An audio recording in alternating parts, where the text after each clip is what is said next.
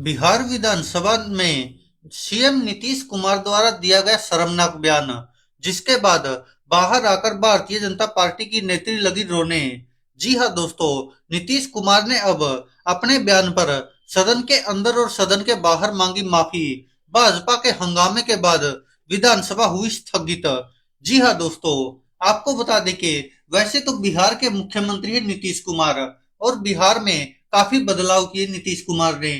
लेकिन जो कल बयान दिया नीतीश कुमार ने, उसको सुनकर शायद कोई भी असहज महसूस कर सकता है, और वो भी तब जब सदन में महिला नेता भी बैठी हो आसपास। तो आप समझ सकते कि उनके लिए कैसी स्थिति होगी।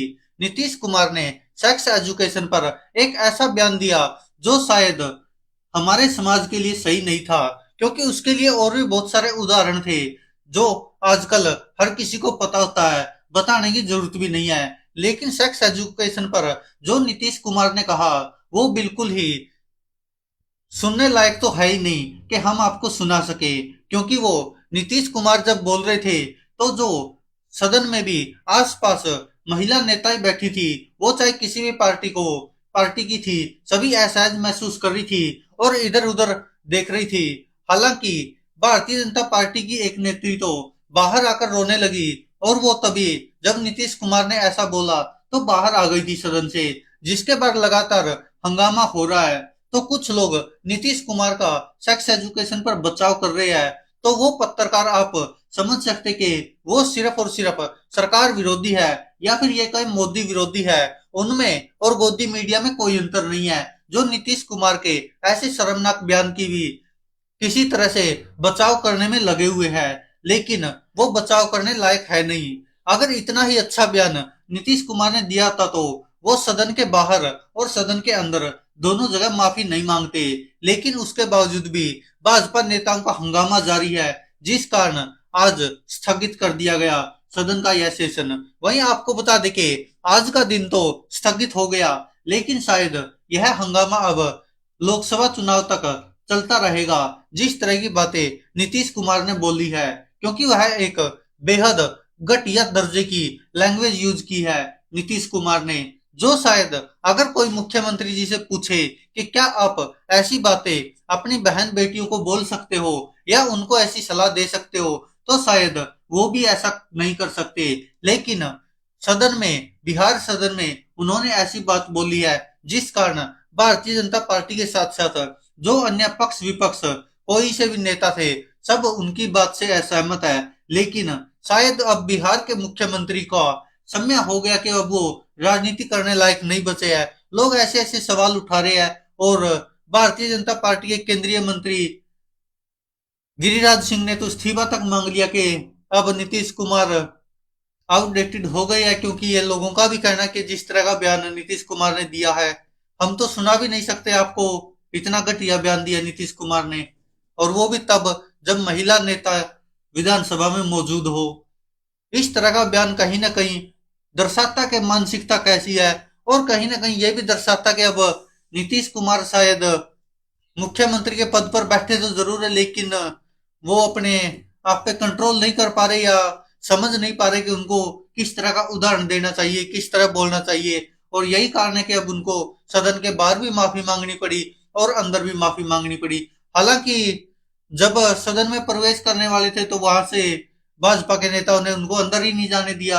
हालांकि नीतीश कुमार ने माफी भी मांगी, लेकिन फिर विधान परिषद वाले जगह से एंट्री करके सदन पहुंचे और सदन में भी माफी मांगी। लेकिन ज्यादा हंगामा हो गया, तो विधानसभा स्थगित करनी पड़ी। तो अब आप इससे समझ सकते हैं कि नेताओं का कितना स्तर गिरता जा रहा है। खासकर जो मध्य प्रदेश, बिहार, यूपी, इन जैसे राज्यों में तो कुछ ज्यादा ही होता जा रहा है। और यही कारण है कि हमारे समाज में भी ऐसी बातें फैल रही है। क्योंकि आप सोचकर देखिए, और भी पहले बहुत सारे नेता आए हैं। ये नहीं कि अकेले नीतीश कुमार ने बोला हो कि महिलाओं का अपमान कर दिया, या प्रधानमंत्री नरेंद्र मोदी ने भी पता नहीं क्या क्या बोला है महिलाओं के बारे में। और भी भाजपा के बहुत सारे नेता है। तो आप समझ सकते हैं कि जैसे उनका विरोध हुआ, तो नीतीश कुमार का भी होना चाहिए। लेकिन कुछ पत्रकार ऐसे हैं जो नीतीश कुमार के इस घटिया बयान का भी बचाव कर रहे हैं। तो आप समझ सकते कि पत्रकारिता होती वो है जो सच्चाई के साथ खड़ी रहे। अगर गलत कोई भी है तो उसके खिलाफ बोलने का फर्ज होता है किसी भी पत्रकार का, चाहे वो किसी भी लेवल का कोई अखबार वाला या टीवी वाला। लेकिन यहाँ पर तो बटे हुए नजर आ रहे हैं, क्योंकि जब यही बयान ऐसे ही ऊट पटांग बातें भागे नेता करते तो कोई टीवी चैनल वाला या कोई पत्रकार हिम्मत नहीं दिखाता कि उनके खिलाफ कुछ बोल सके।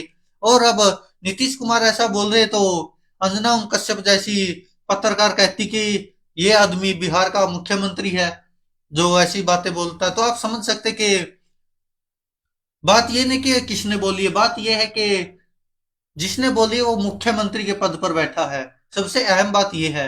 ऐसे ही प्रधानमंत्री नरेंद्र मोदी कुछ उठपटांग बोलते हैं तो ये नहीं मायने रखता कि मोदी ने बोली है, नहीं, वो प्रधानमंत्री के पद पर बैठे हैं, उसकी गरिमा होनी चाहिए। और शायद आज के समय में लगभग सभी पार्टियों के नेता, शायद ही कोई ऐसा बचा होगा जो गरिमा रखता है अपने पद की, वरना सबके शब्द जिया उड़ाने पर तुले हुए हैं। पीछे से राजस्थान में भी एक मामला आया था, आपको याद होगा, संदीप नाम से जो नेता था, बाबा बालकनाथ का प्रचार कर रहा था वहां से, और मुख्यमंत्री योगी आदित्यनाथ भी स्टेज पर बैठे थे। तो उन्होंने किस तरह से कहा था कि जो ये सिखों ने गुरुद्वारे बना लिए, ये आने वाले समय में हमारे लिए नासूर ना बन जाए, ये बन जाए, इससे पहले इनको उखाड़ फेंको। तो आप समझ सकते हैं कि किस तरह की मानसिकता लगातार होती जा रही है सभी नेताओं की। कोई भी पार्टी हो, सबके सब एक से बढ़कर एक है। और यही शायद हमारे देश का दुर्भाग्य है कि ऐसे नेताओं को बार बार सत्ता मिल जाती है जो हमारे समाज में ऐसी बातें करती है जो शायद शोभा नहीं देती जिस पद पर वो आसीन है उस पद को। दोस्तों, आप क्या कहते हैं इस पर अपनी राय कमेंट बॉक्स में जरूर दीजिएगा। धन्यवाद दोस्तों, देखते रहिए सच की